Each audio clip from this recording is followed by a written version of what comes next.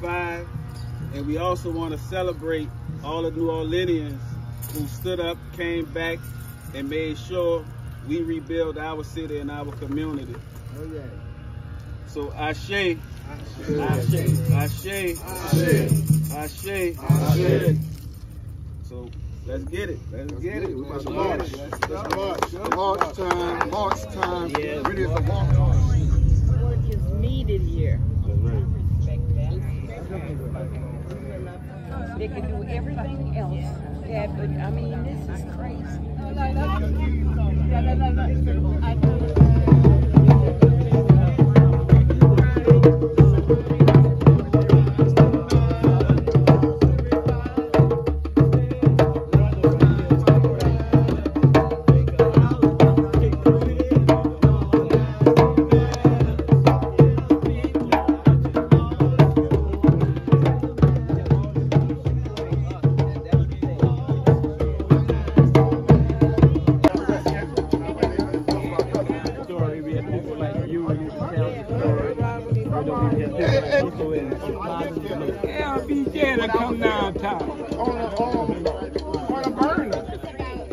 I had to make sure our family had a meal because we had to make sure sometimes you don't know where your next meal gonna come from. I was here.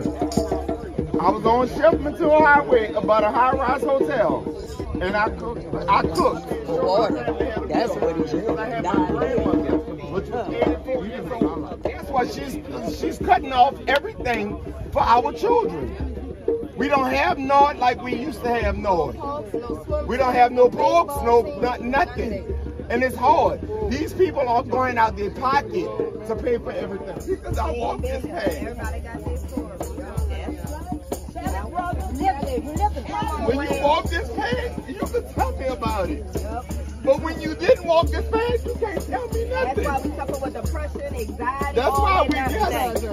Of course. And they wonder why our people constantly keep fighting amongst each other. But it's reality. Reality. When you face reality,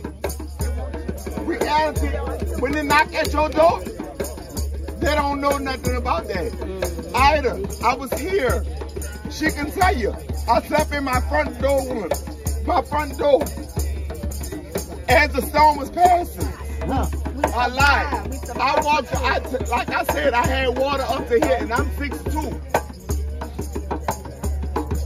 And I walked to go survive save somebody else's life.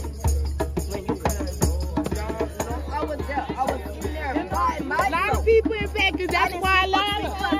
Suffer with anxiety because of the Katrina storm. So when I'm here because of everybody we lost. All the lives we lost, from the 11 being broke, from the survival that we survived in there, from not sleeping, not eating, not taking a bath, from bathrooms being out of store, from people, they had people being raped. I witnessed a police officer standing next to me in a Superdome from the top floor, jumped, and he exploded. This is real. Real. Everybody got their own story. Believe they. Katrina, baby. I'm a Katrina, baby, for real. Believe they.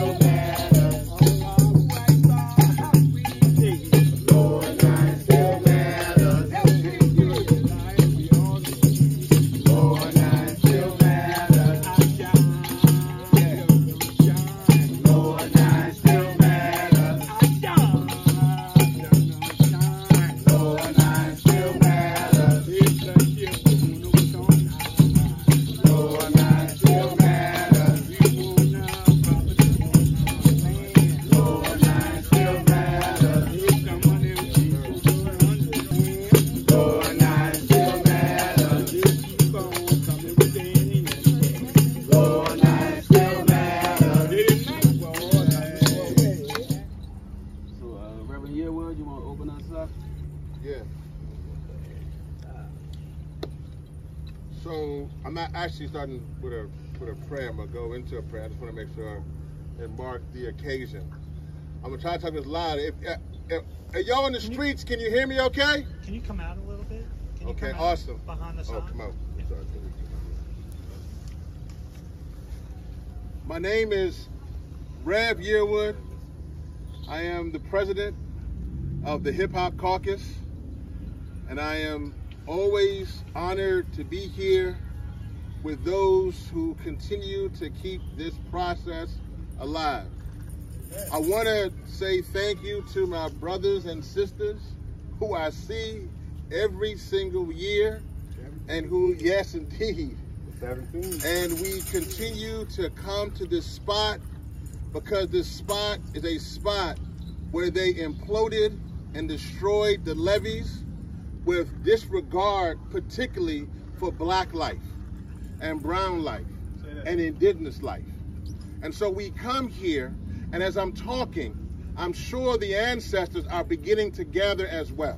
And the ancestors are saying, thank you for not forgetting us, for remembering us, and not letting this be in vain. And so I want to thank those who organized this. I have to thank my dear brother, Ses45,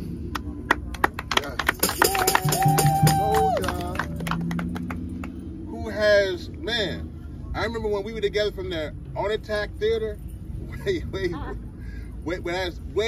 in the years, and together he is the epitome for me from working in hip hop. He is the epitome of what I call an artivist, someone who is an artist and an activist put together, meaning they are an artivist, and he has used his cultural expression to shape our political experience. So I thank him and all those around him.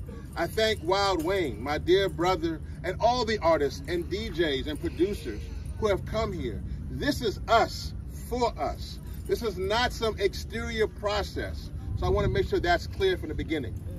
But let me say this as we start. Every year we've been here and we've had this. Last year we had Hurricane Ida. And there are many of those who are still suffering with the blue tarps on their homes from St. James Parish throughout that region because of Hurricane Ida. And so we joined with them.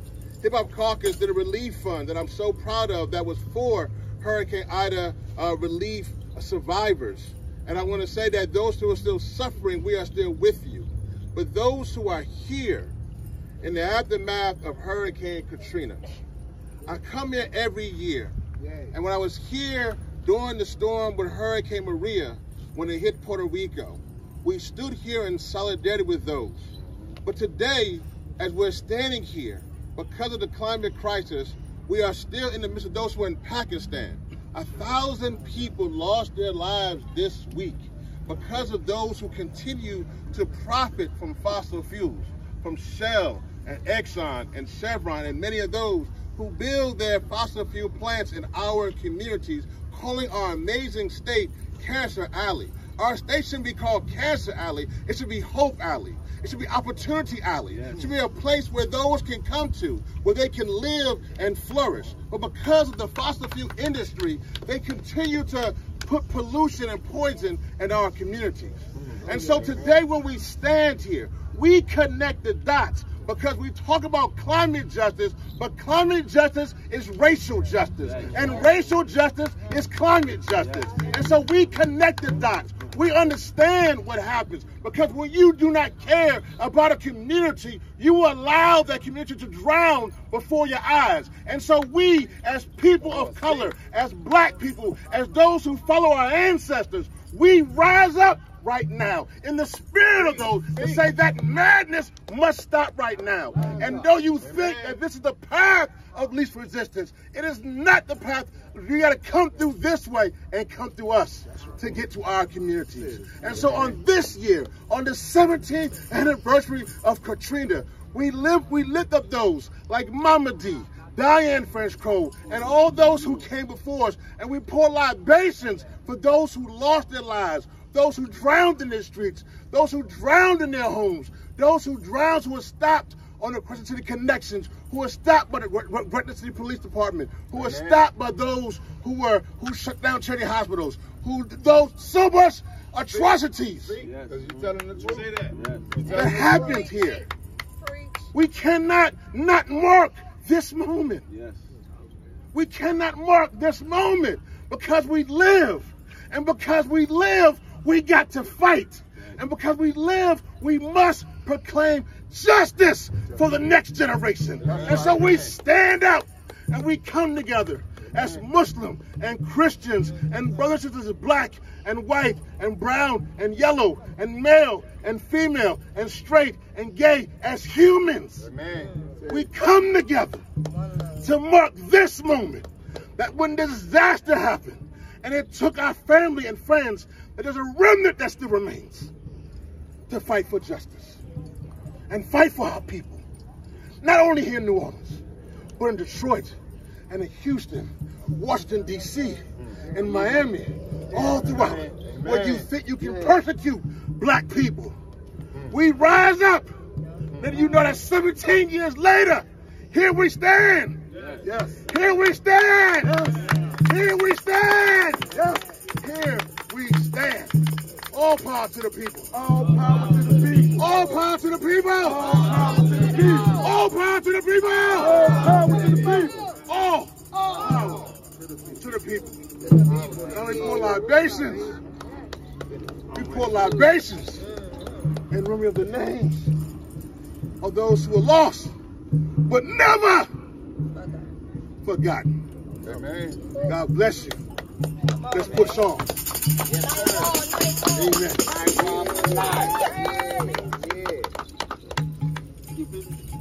So this is Sister Upenda Glover.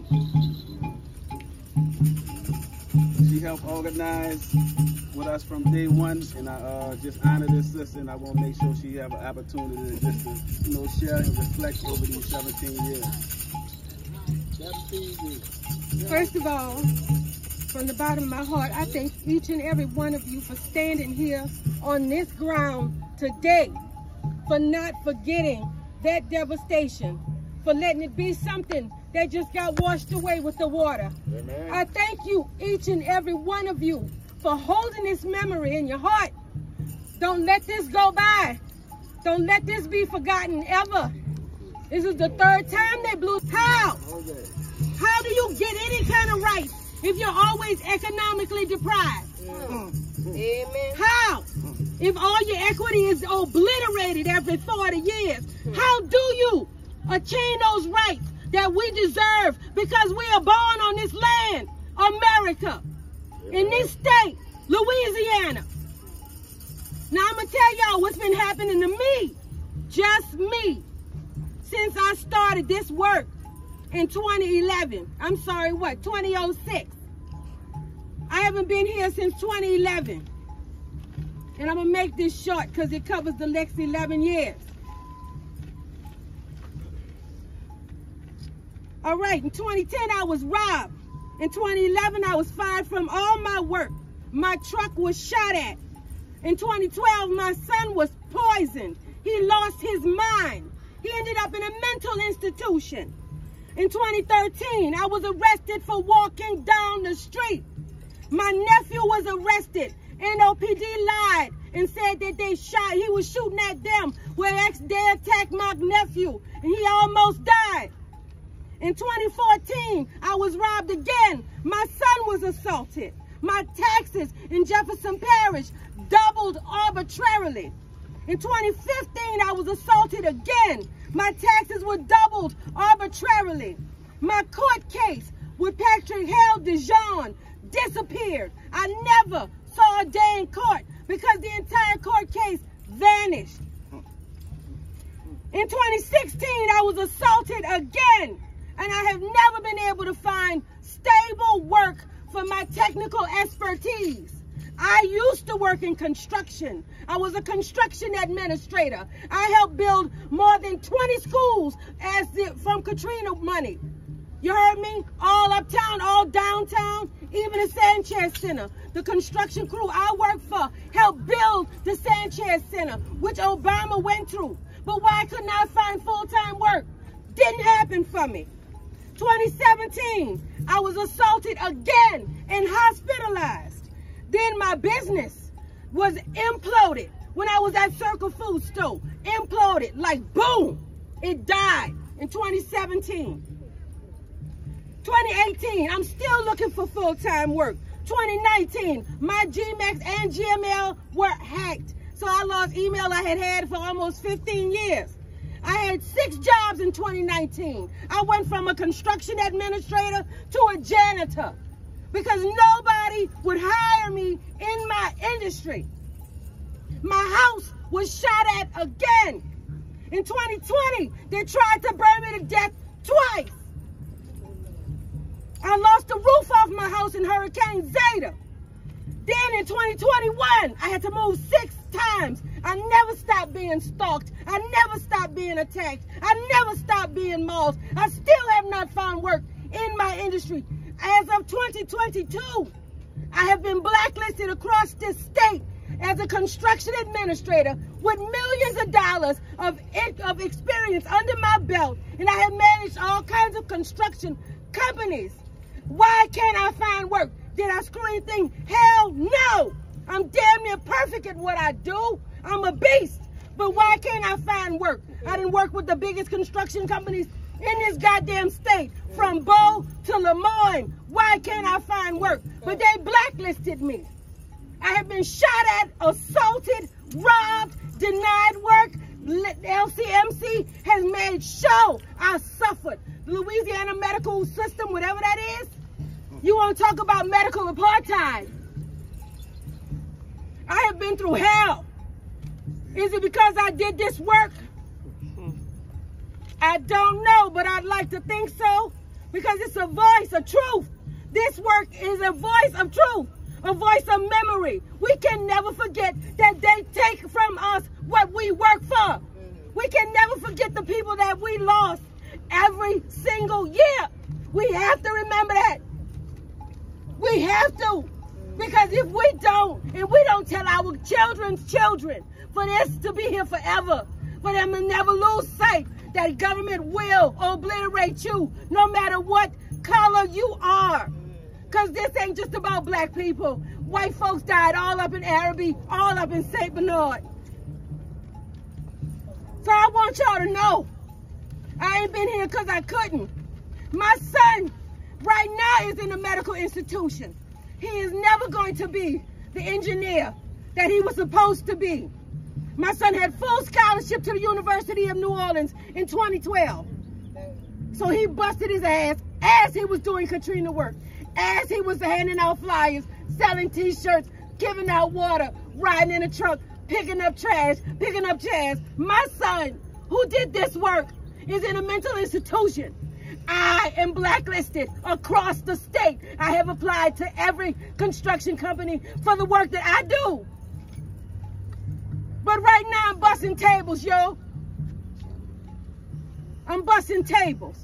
I'm making sure somebody's plate ain't in their face. All right, sister. I got no disrespect for the work. I'm grateful for it. Because it's honest and I ain't no hoe. But I'm going to be honest with y'all. If they going to beat me down because I did this work, I'm going to let you know, fuck them and it's worth it. Y'all better come every year. That's right. You better be here every year. Somebody has suffered in real time for each and every one of you to be here right now. For everybody to come and remember. No, let our ancestors be shamed. Y'all better be here every year. And that's all. Thank you for your ear. I love you. Thank you. So I just appreciate everybody coming out. As you can see, just from the the mix of people that's here. You know what I'm saying? Like, this is what New Orleans looked like, for as a community. Young, old, male, female, all different, shades. Like, we do this because the people who stood before us, they done it. Like, they stood up and, fought for people like myself when I was a kid. You know what I'm saying? And we making sure that there is a future that's inclusive of people that look like us in New Orleans, you know. So just, you know, fighting a good fight, here for the good trouble. But, you know, we also know, like, our spirit and, you know, the people in this city is all, you know, family oriented, you know. Like, there's so much love that was shown to me as a kid, and I want to make sure that the kids in New Orleans get to grow up and feel that same love, right? And all of the elders that looked out for us, you know, we want to make sure we look out for those elders, because we're going to be elders, you know, one day, right? And, you know, it's just so much freedom you get from just doing good work. Right. And we searching for freedom, but we not asking, you know. We demanding it, we taking it, and we putting it on our backs. We not looking for nobody to give us nothing. We gonna make New Orleans the way it's supposed to be from the work that we do and what we doing, you know. And so right now, we just want to call some names, some folks that can't be here because they lost their lives during the aftermath of Katrina. And we want to honor those people, those New Orleanians, those people like Robert Green's mother. Joyce Green, Shanae Green, 3 years old, died in 25 feet of water. My mother Joyce actually died on the rooftop, and we came back and found her in the same location 120 days later. But we still persevere, we still love our community. So we were rooftop riders, and anybody who survives the storm now survives on the roof. So we were the beginning, the original, with the whole Ninth Ward. Families that survived on the rooftops. Oh, yeah. Ashe. Ashe. So we want to call the names and then say Ashe. So if you lost anybody, call out a family member's name. Dirty. Ashe. Ashe. Mr. Merlin and Edna Getson. Ashe. Bernice Green. Ashe. Albert Ashe. Shirley Lott. George Leah. Evan Looper. Carla Landry. Herbert and Lydia Getson. Lamar. Ashe. Helen Law. Call their names. Marie Latino. Call their names. Mama D. Deborah Law. Call their names. Ashe. Call their names. Herbert Blanchard. Call their names. Florence Blanchard. Call their names. Marjorie Blanchard. Ashe. Gloria Blackburn. Ashe. Henry Blitzer. Ashe. Gerald Brown. Ashe. Linda Brown. Ashe. Roosevelt Bro. Ashe. Roosevelt Brugger. Ashe. Ella Beard. Ashe. Sonia Beard. Ashe. Justin Babin. Ashe. Frank Bancino. Ashe. Paul Acado. Ashe. Brother Acosta. Ashe. Dale Alexander. Ashe. Cecilia Alexis. Ashe. Hollis Alford. Ashe. Evelyn. 5. And we also want to celebrate all the New Orleanians who stood up, came back, and made sure we rebuild our city and our community. Oh yeah. So Ashe. Ashe. Ashe. Ashe.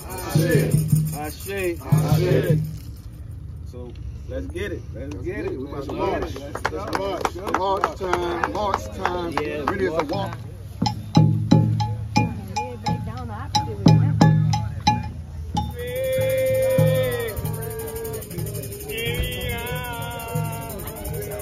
Oh yeah.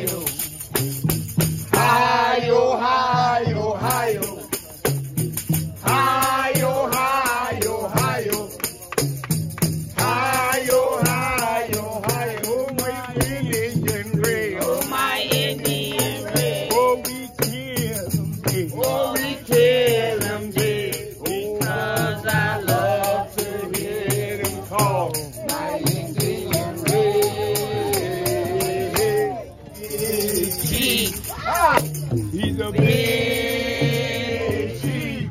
He's a big chief of the nation. The whole wide creation. Oh, he won't.